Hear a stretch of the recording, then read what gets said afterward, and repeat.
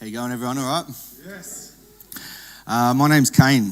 I was born in a place called Pinjarra, just about an hour south of Perth. I was raised in a place named Mandurah. It's a coastal town not far from Pinjarra. It's known a bit of a fishing town, known for water activities and stuff. It's a bit of a holiday destination as well. My school life was in Mandurah, which I only went to year 8. I'll share more about that shortly. As a kid, I loved surfing, fishing, skating, riding bikes, normal kid stuff. My family ran a pub, which is also where I spent a lot of my time. It wasn't easy because my parents were always really busy working, trying to keep the business running, and also looking after my other 2 siblings and I. I have an older brother, Sharon, and an older brother, Ryan.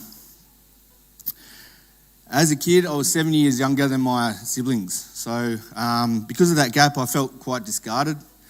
I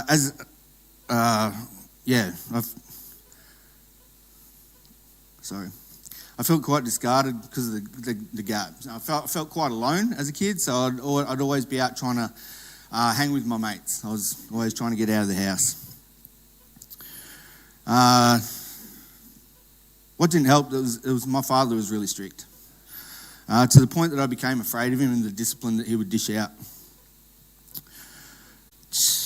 To be afraid of.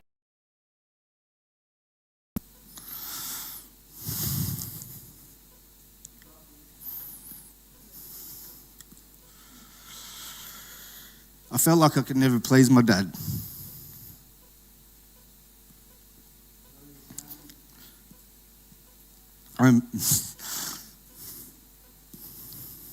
I remember one day saying that I wanted to be a bricklayer just like him, and he told me off for not aspiring to be something better. I know that he just wanted better for me, but at the time, I just felt unable to please him.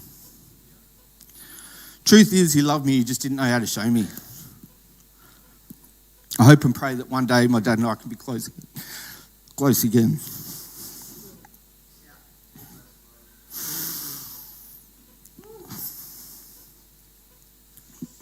My mum's here to celebrate with me on my graduation today.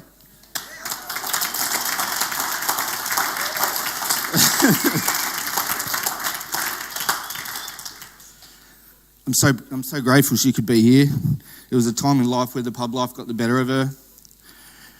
But I thank God that she was able to overcome her drinking and become a good mother that tried her best to help me in my times of need.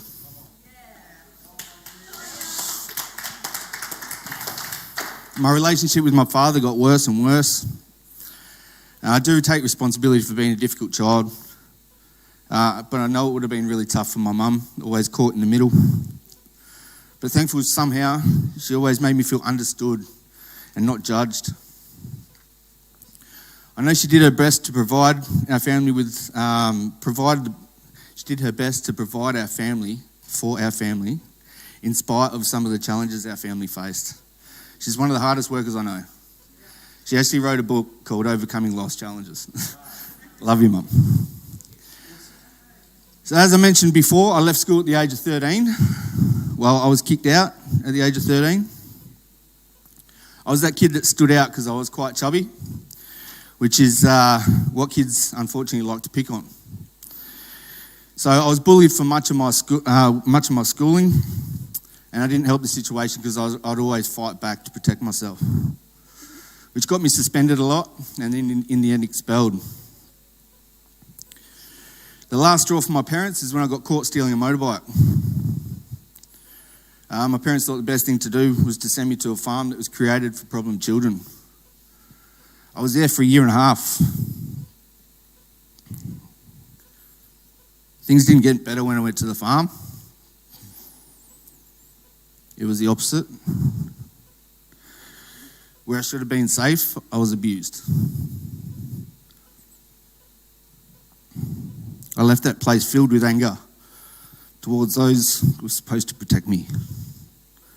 I felt betrayed and convinced that I was the problem. The anger, guilt, shame, and loneliness pushed me into a really dark place.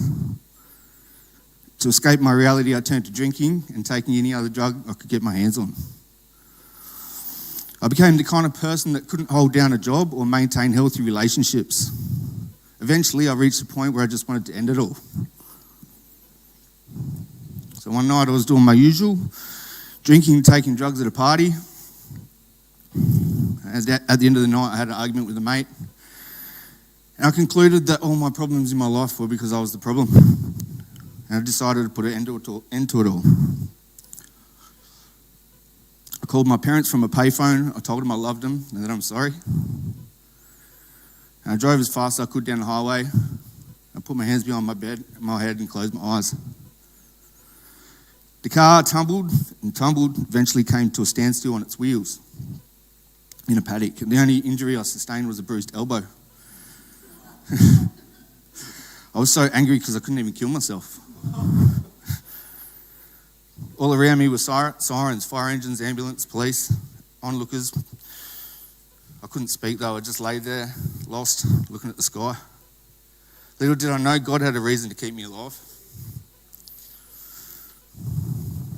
I figured if I can't kill myself, I better get a job.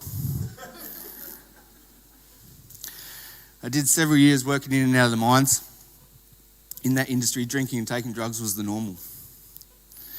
I met a girl and we both lived that kind of lifestyle.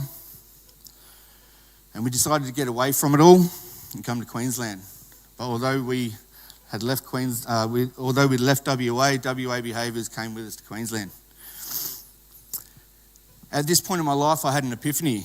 I had a strong desire to want to help people who've gone through the same issues that I'd been through. And I went and did my tertiary prep pathway to get me into the University of Sunshine Coast and started studying my Bachelor of Psychology. I got about halfway through and I put my study on hold to open my own business in the fitness and health industry. I also got fit as well. I was a machine. That's when I met Amanda. She couldn't resist me.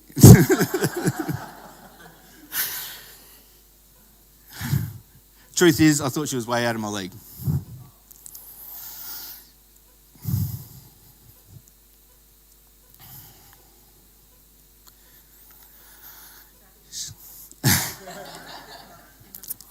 She was the woman of my dreams, and I quickly fell deeply in love with her. I didn't know that kind of woman existed. 2018 was one of the best years of my life. I realised that she was the woman that I wanted to spend the rest of my life with, and I asked her to marry me. She said yes, by the way.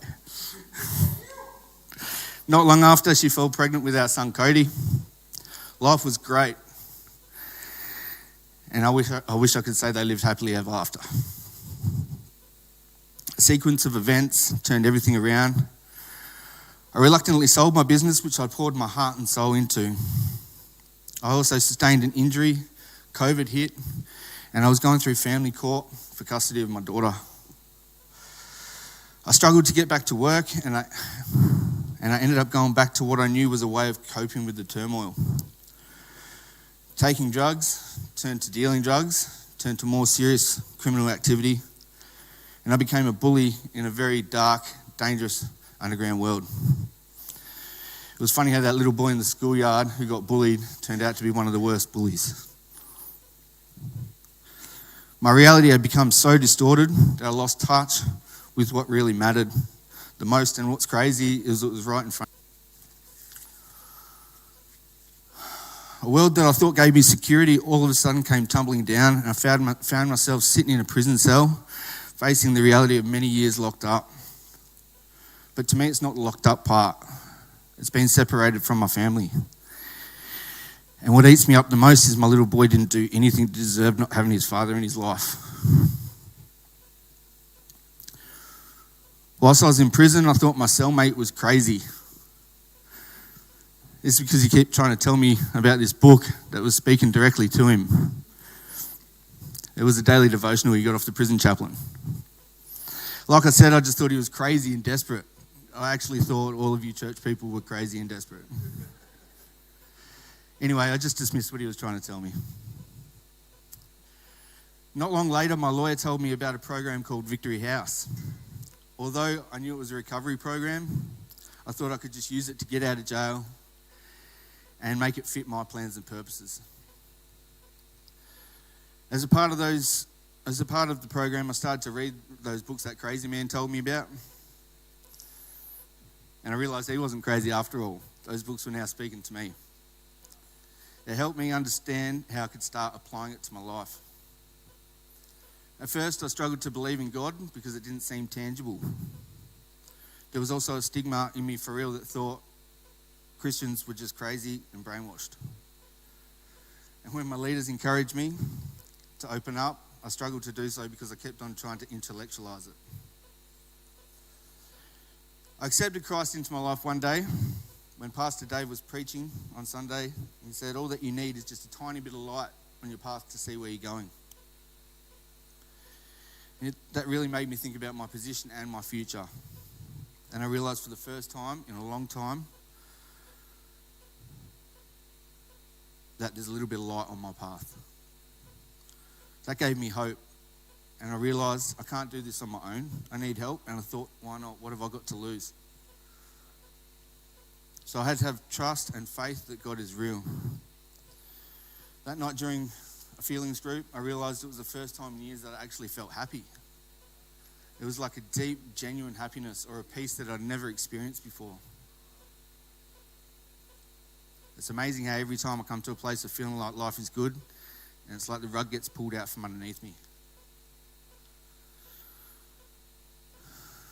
I was in my word, reading my Bible regularly. I was praying often. Amanda actually agreed to start talking to me again. My son and I have a better relationship than we ever have. And I'm sensing God's power and love on my life. Then I get the news from my lawyer that there's no way that I'm not going to have to go back to jail. So I quickly, that was like the wind got taken out of my sails, to be honest. And I started spiraling quickly into a dark place again. I thought all hope was gone. What was the point of trying to work so hard, believing and trusting in God, than to be told you're going back? So my survival instincts kicked back in, and I thought I had to revert back to the old Kane in order to survive.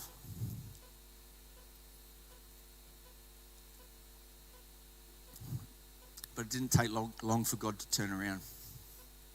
I had a choice. I could go back to my old ways, or I could take a stand and do things different.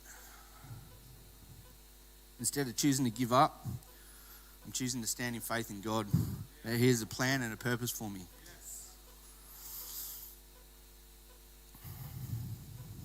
I'm choosing to believe that God can still use me even if I have to go back. Because going back in the natural does not mean...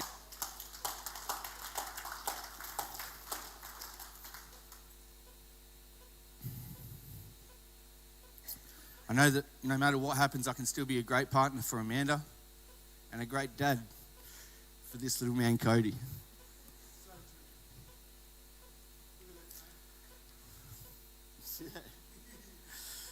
My Bible, even though I haven't opened this one yet, my Bible says that no plan formed against me can prosper. And if God is for me, who can be against me?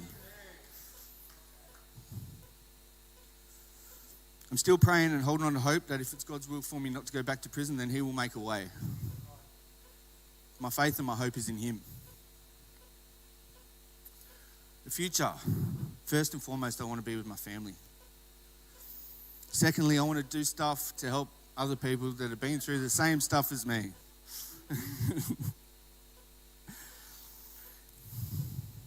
I don't know what that looks like, but this is where I have to have faith in God that He will open up the doors that need to be opened and close the wrong doors for my future. I know there's still so much more in my future, and I'm excited about what God has in store for me. I'm proud to say that I've been drug-free for over a year now.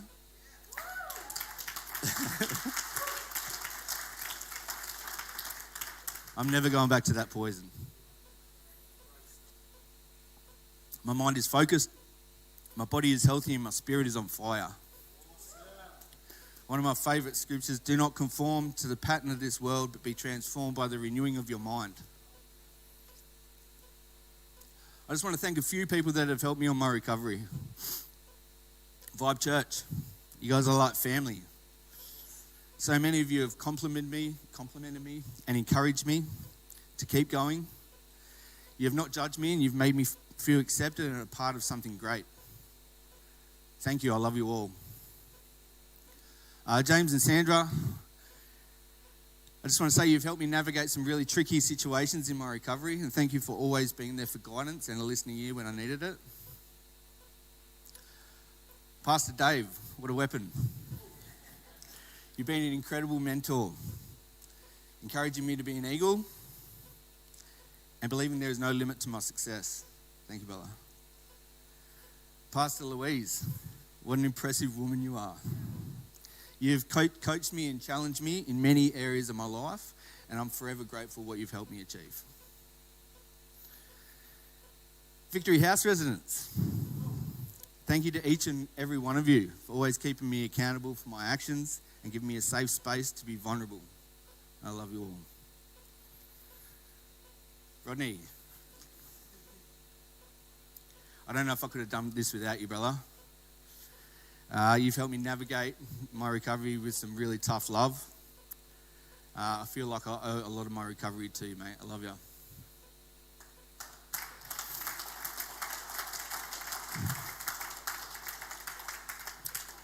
My mum, thank you for never judging me for the things I've done. Thank you for your unconditional love, and you've always believed that I'm here for something special. I think you're right. I love you, Mum. And Amanda, you mean absolutely everything to me. Thank you for not giving up on me. Thank you for not making it easy to come back into your life. Thank you for making me fight for it. Love you so much. Last but not least, I want to thank Jesus Christ, my Lord and my Saviour. Amen.